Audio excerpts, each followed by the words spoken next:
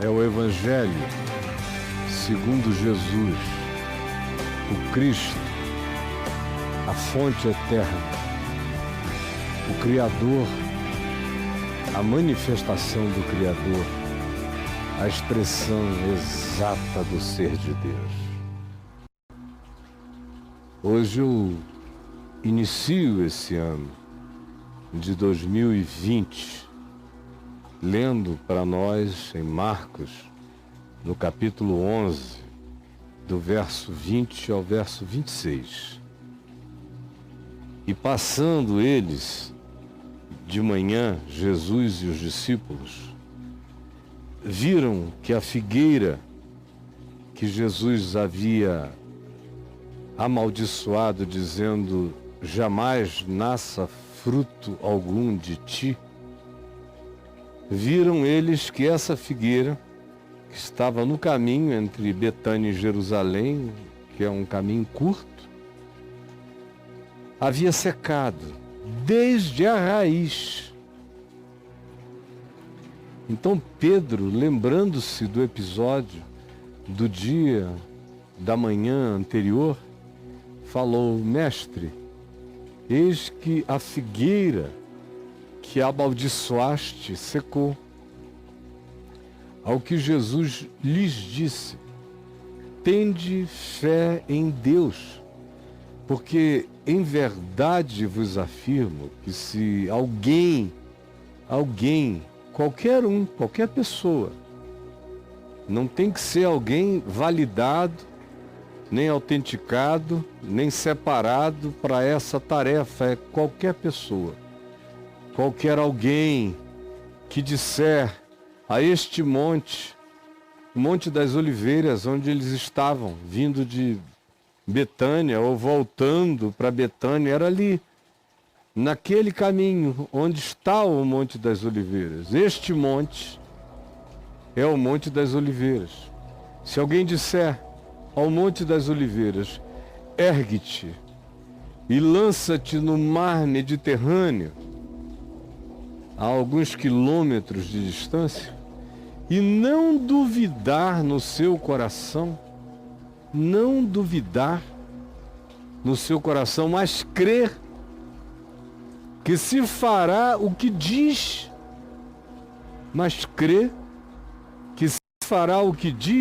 assim será com ele, com essa pessoa, com qualquer pessoa, com qualquer alguém, comigo, com você também. Por isso eu vos digo que tudo quanto em oração pedirdes, crede que já recebestes. Crede que recebestes. Crede que toda oração já é passado. A oração não é futuro. Se ela é feita com todo o coração, sem dúvida, ela tem que terminar como um passado realizado. Por isso vos digo que tudo quanto em oração pedirdes, crede que já recebestes. E assim será convosco, se vocês aprenderem a crer de tal maneira que o pedido já termine como um acontecimento do passado. Porque a fé, que é a certeza das coisas que se esperam e a convicção de fatos que se não veem, faça com que o que antes era futuro agora seja mais do que presente, já se torne passado. Crede que já recebestes e assim será. Deus dirá amém. Assim será convosco. E quando estiverdes orando, no processo de fazer futuro, virá passado. No processo de fazer o que não é, se tornar já naquilo que já até foi e de graça se tornou presente em nossa vida. Nesse processo chamado de oração, é o nome do processo de transformar futuro em presente e passado. É o nome do processo de tirar do inexistente, do nihilo, do nada, pela fé, as coisas que venham a acontecer. Nesse processo, se tendes alguma coisa contra alguém, se tendes alguma coisa contra alguém, perdoai. Perdoai. Você está nesse processo? Lembrou de raivas, antipatias, atitudes determinadas,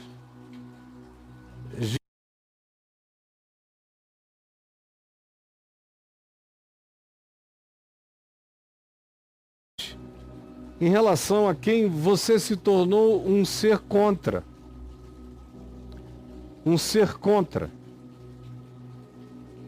Se você, no processo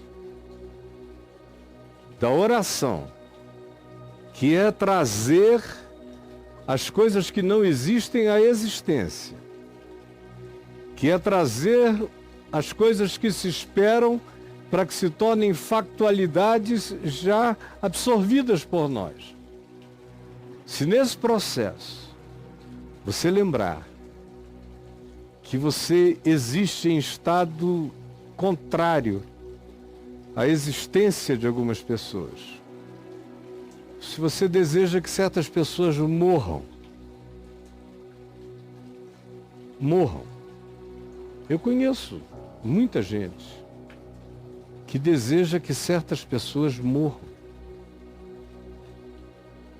que dizem, quando não confessam para outros publicamente, dizem para si mesmos que gostariam muito que aquela pessoa morresse. Por causa de desacordos políticos, ideológicos, filosóficos, religiosos. Eu queria que esses caras morressem. Desejaria de todo o meu coração que a vida deles fosse encurtada, ou que eles secassem. E no processo você lembra que amaldiçoa pessoas, como se elas fossem figueiras enxeridas. Você lembra dos seus espíritos de antagonismo, dos seus vetos fechados e definitivos contra pessoas. Se você estiver orando, estiver precisando, estiver buscando trazer o futuro para o presente, para torná-lo uma memória de gratidão resolvida na sua vida, porque é isso que a oração se propõe a fazer. Se no processo você lembrar que tem alguma coisa contra alguém, veja, alguém, qualquer um pode pedir, alguém, qualquer um pode obter, mas também alguém, qualquer um, precisa perdoar. Não há acepção de pessoas, nem para ter acesso e nem na condição para ter acesso. A condição para ter acesso é simples e definitiva. Se em oração lembrardes que tendes alguma coisa contra, aquela coisa maligna que nasce dentro da gente e a gente alimenta, ou a gente dá razão a si mesmo até a morte. Se você lembrar disso, perdoe, tire, limpe, arranque isso pela raiz de dentro de você. Para quê? Para que o vosso Pai Celestial vos perdoe as vossas ofensas. Mas se não perdoardes, também vosso Pai Celeste não vos perdoará as vossas ofensas. O que nos deixa saber, por Jesus, nos informa com clareza, que a oração respondida tem a ver com um coração em harmonia. É uma fé que não é apenas um grito de ousadia, mas é uma decisão de harmonia. A maioria das pessoas pensa na fé apenas como um grito de ousadia, como uma estupidez grotesca, como uma capacidade de fazer violência ao impossível. Esse é o ser humano de fé. Mas Jesus diz, sim, tem que ter fé, mas essa fé não valerá de nada se houver raiz de amargura, se houver antipatia introduzida no coração. Nada acontecerá. Tudo pode acontecer, mas nada acontecerá se você, em oração, verificar que tem algo contra alguém e não perdoar.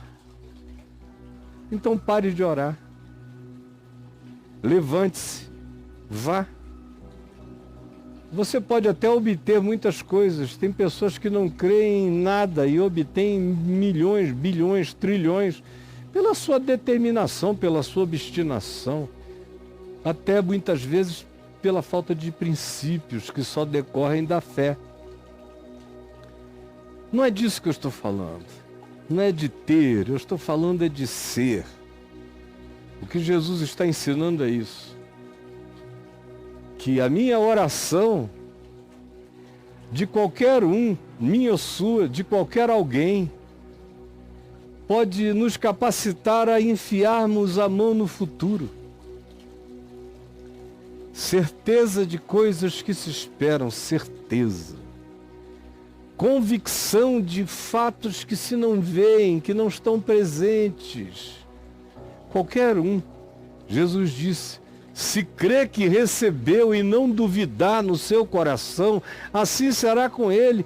Em verdade eu vos digo que mesmo se disserdes a este monte das oliveiras, para que ele se transplante para o mar Mediterrâneo, a 80 quilômetros daqui, assim será convosco. Nada é impossível se o seu coração tiver essa fé que não duvida. Primeira coisa que a gente tem que pensar é que essa é uma fé muito rara, porque a maioria de nós não crê em praticamente nada. A gente faz uma fezinha em algumas coisas, a gente aposta. É como às vezes eu vejo alguns acadêmicos dizerem, eu estou correndo o risco da fé. Digo, pelo amor de Deus, cara, está correndo o risco de que fé? Se a fé for um risco, não é fé. Porque a fé, segundo Jesus, não é um risco, é uma certeza. A fé que é um risco não é fé. É uma tentativa de crença. É um ato semi-suicida ou suicida em nome de Deus. Mas não é fé. A fé enraizada e plantada em Deus, na palavra, no Evangelho, é a certeza, não é o risco. É a certeza de coisas que se esperam. É a convicção de fatos que se não veem. Se alguém tiver essa fé, Jesus disse, e crê no seu coração que já recebeu, assim será com ele. Como assim foi com Jesus. Como assim foi com alguns seres humanos. Em muitas situações. Mas assim como não tem sido com a maioria esmagadora de todos nós que dizemos que somos da fé. Mas não cremos. Somos sim do medo, somos da raiva, somos do pânico, somos das crenças, somos dos riscos, somos das apostas, mas não somos da certeza. Sem certeza, o Monte das Oliveiras não se muda para o Mediterrâneo. Sem certeza, a figueira da hipocrisia não seca até a raiz. Sem certeza, eu não tomo posse antecipadamente daquilo que ainda não é, mas que no meu coração já se tornou. De tal modo que essa fé também produz gratidão antecipada. Ela não espera resultados, ela se antecipa aos resultados com o coração cheio de gratidão. Porque quem não duvida e pela fé crê que já recebeu, fica grávido de gratidão. É óbvio que é assim. Portanto, essa oração já vem carregada da gratidão dos que tomaram posse, dos que são possuidores daquilo que tinham pedido. E agora já nem pedem mais, porque a fé é a certeza da obtenção. No coração não há dúvida, há uma pacificação. E essa pacificação só vem se o coração estiver em paz com o próximo, com a vida, com a existência, com a criação, com o Criador. Ninguém fica em paz com o Criador se não ficar em paz com a criação, se não ficar em paz com a existência, se não ficar em paz com as criaturas, se não ficar em paz com o próximo. É óbvio. O que Jesus está dizendo aqui é o óbvio, é a aritmética do óbvio espiritual. E diz, por isso, se no processo de fazer futuro virá presente e alegria já do passado, porque no seu coração já se cumpriu, você lembrar que você tem alguma coisa contra alguém, perdoe. Porque sem perdão não há harmonização das dimensões. Sem perdão, meu Pai Celeste não me perdoou, e se eu não sou perdoado, eu não sou um ser integrado. Quando eu sou perdoado, eu já tenho a mão no futuro. Quando eu sou um ser que perdoa, eu já estou de posse de tudo quanto no espaço-tempo ainda seja futuro, mas a fé não conhece o futuro. Assim como a fé não se abala com o passado. A fé, ao passado, atribui a graça de Deus que perdoa. E ao futuro, projeta a graça de Deus que já fez e já faz acontecer aquilo que, sem dúvida, ao contrário, em harmonia com o Criador, com a criação e com o meu semelhante, eu peço. Eu me torno um com as possibilidades infinitas de Deus. Basta eu me harmonizar. Basta que no meu coração não haja ódio, nem raiva, nem mágoa, nem maldição, nem o desejo da morte em relação a ninguém. Aí, qualquer um, eu aqui, sentado aqui, posso mover o Monte das Oliveiras. Faço uma oração aqui que pode ter consequências lá no Irã. Faço oração aqui que pode ter consequências na Venezuela. Faço oração aqui que pode ter consciência no governo brasileiro. Faço orações aqui que podem curar pessoas distantes daqui, do outro lado do oceano. Mas a fé não conhece passado, presente e futuro. Ela é a certeza de coisas que se esperam, portanto ela está para além do espaço-tempo. E ela me coloca para além do espaço-tempo. sacando do futuro para o presente, transformando o futuro em gratidão do meu passado. A fé está para além do espaço e do tempo. E tudo é possível ao que crê.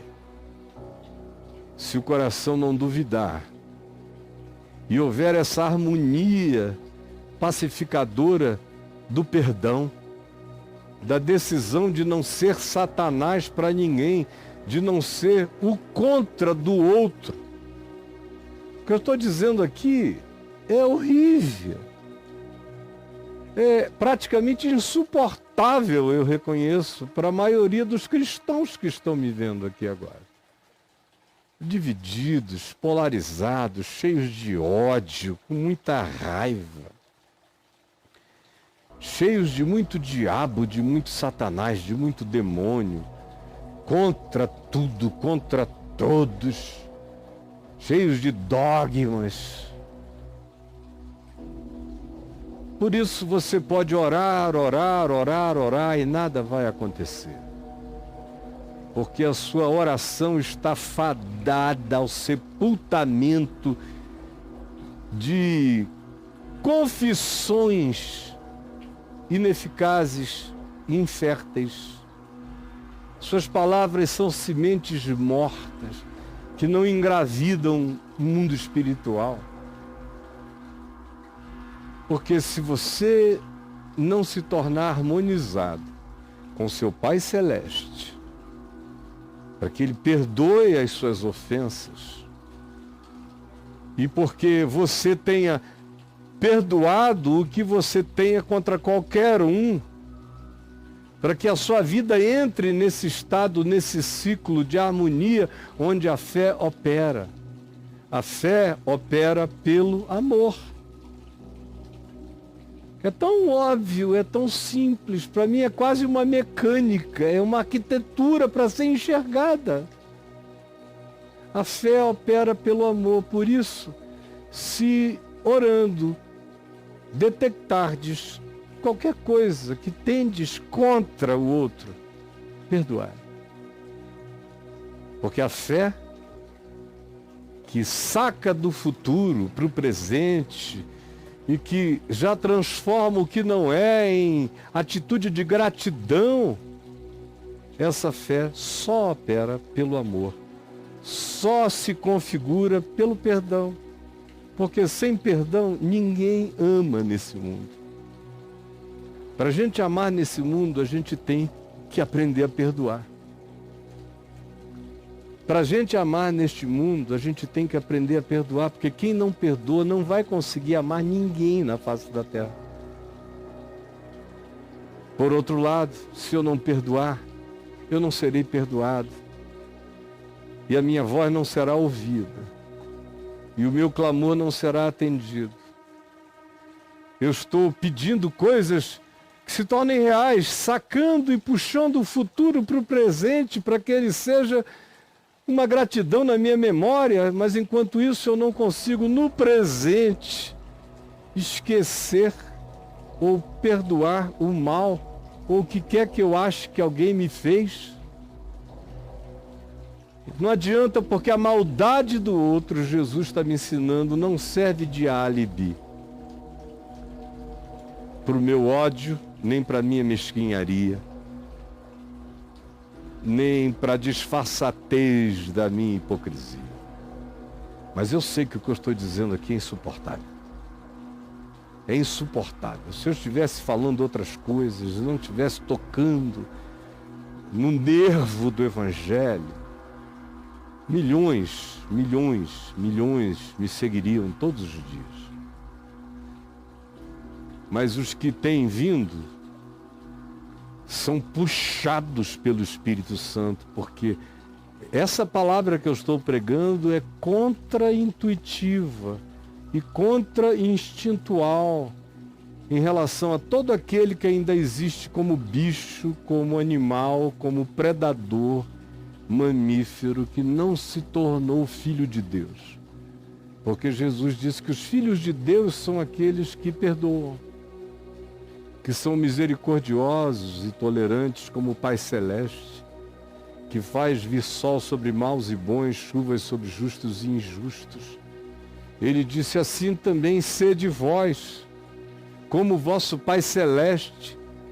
Isso é imitar a Deus como filhos amados, é agir como Ele age. E demanda de todo aquele que diz que é seu discípulo que se torne de fato alguém assim. Do contrário, todo privilégio se transforma em nulidade. Toda promessa não passa de vacuidade. Senhor Jesus, eu estendo a minha mão e inicio este ano pegando em milhões de vidas e de corações e puxando-as para o entendimento, para a compreensão, para o discernimento da Tua palavra em nome de Jesus. Eu sei. E no meu coração, aqui diante de Ti, não há nada contra ninguém. Estão todos livres, todos perdoados, todos abençoados, todos prosperados na minha mente, nos meus pensamentos, nos meus desejos e nas minhas orações. Quero para todos o que eu quero para os meus filhos, para os meus netos. Eu quero. E eu quero crescer nessa paz que não duvida,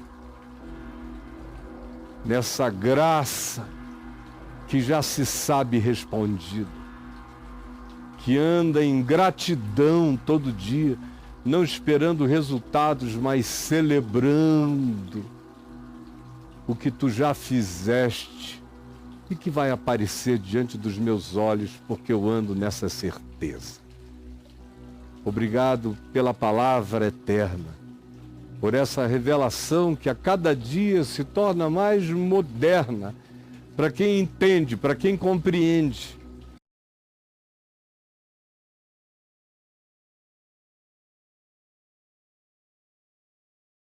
Não sabem o que é amar, não sabem o que é o Evangelho. Não entendem o poder da fé que opera pelo amor.